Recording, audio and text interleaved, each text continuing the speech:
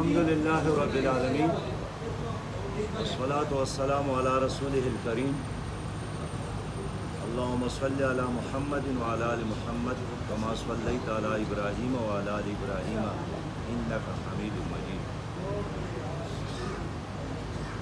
میرے محترم بھائیوں، آج سپریم کورٹ میں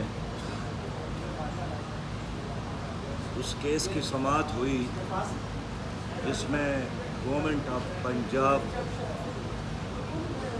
اور بنام مبارک احمد ثانی کے نام سے ایک قادیانی کا کیس چل رہا ہے۔ اس میں سپریم کورٹ نے ایک فیصلہ دیا تھا۔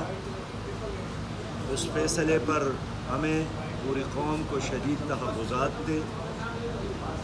اس میں ریویو کے لیے پنجاب حکومت نے دوبارہ اپیل کی تھی۔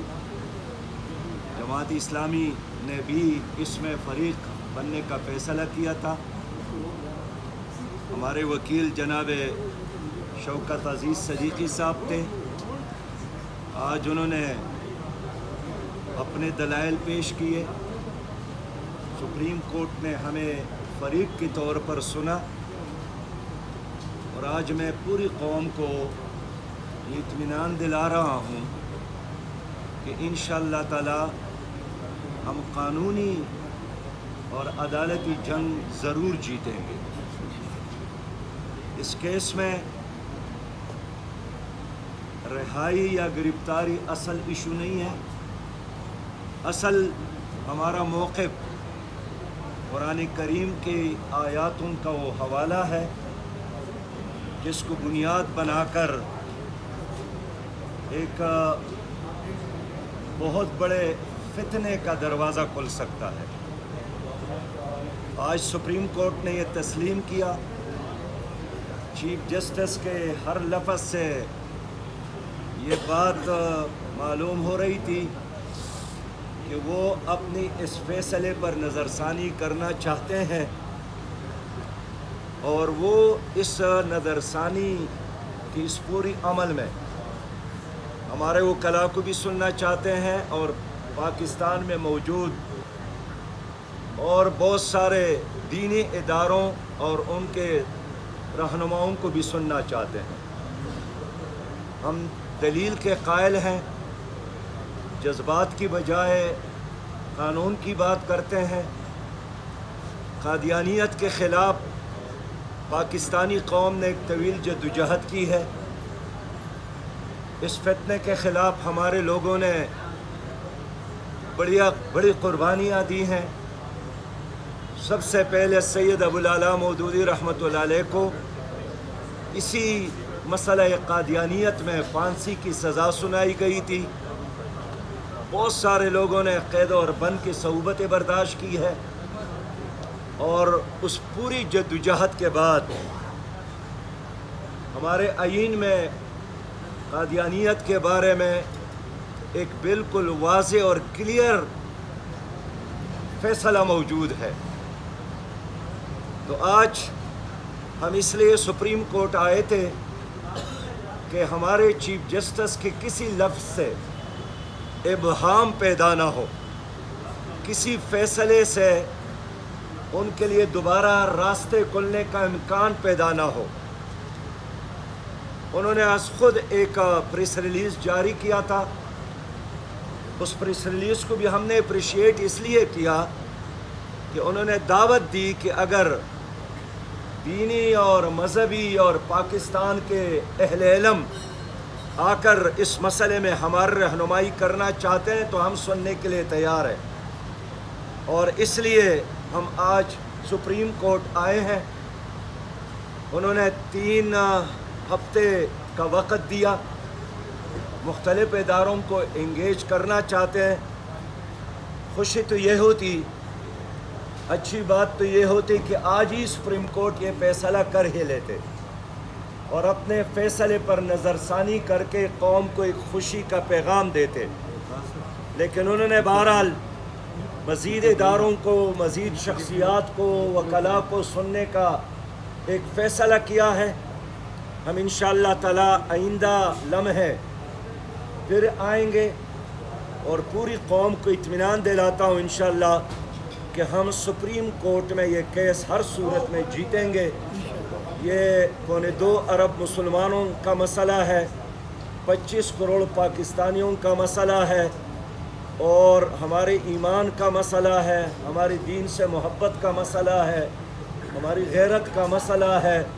ہر پاکستانی ان دنوں ایک بہت بڑے پریشانی سے گزرا ہے، اس لیے کہ نبی مہربان صلی اللہ علیہ وسلم کے حوالے سے ہر عاشق رسول اور ہر غلام مصطفیٰ صلی اللہ علیہ وسلم اپنی جذبات اور احساسات کے معراجوں پر ہوتا ہے، ہر قربانی دینے کے لیے تیار ہوتا ہے، لیکن ہم نہیں چاہتے ہیں کہ ملک میں کوئی فساد ہو۔ ہم یہی چاہتے ہیں کہ ایک پرامن دلیل کے اور قانون اور قرآن اور سنت کے رہنمائی میں یہ مسئلہ حل ہو جائے۔ میں اپنے وکیل جناب شوکت عزیز صدیقی صاحب کا بھی شکریہ ادا کرتا ہوں کہ انہوں نے بڑے اچھے انداز میں نہ صرف جماعت اسلامی کی بلکہ 25 کروڑ عوام کی بہترین ترجمانی کی۔ اگرچہ ہمیں یقین ہے انشاءاللہ کہ یہ کیس بہت لمبا نہیں چلے گا، اور آئندہ تاریخ میں یہ فیصلہ ہر صورت میں قوم اور امت کے جذبات اور احساسات کے مطابق حل ہوگا۔ جناب چیف جسٹس صاحب سے بھی ہماری یہی توقع ہے کہ 25 کروڑ عوام کو آزمائش میں نہ ڈالے، 25 کروڑ عوام کی بات کو سنیں، اور ان سے یہی توقع ہے، ان کی نیت پر شک نہیں ہے، لیکن ان کی الفاظ اور فیصلے سے جو ابہام پیدا ہوا ہے، ہم یہی چاہتے ہیں کہ اپنے اس ابہام کو دور کرنے کے لیے خود ہی آگے بڑھے اور قوم کو اس ہیجان کی کیفیت سے نکالنے میں اپنا کلیدی کردار ادا کرے۔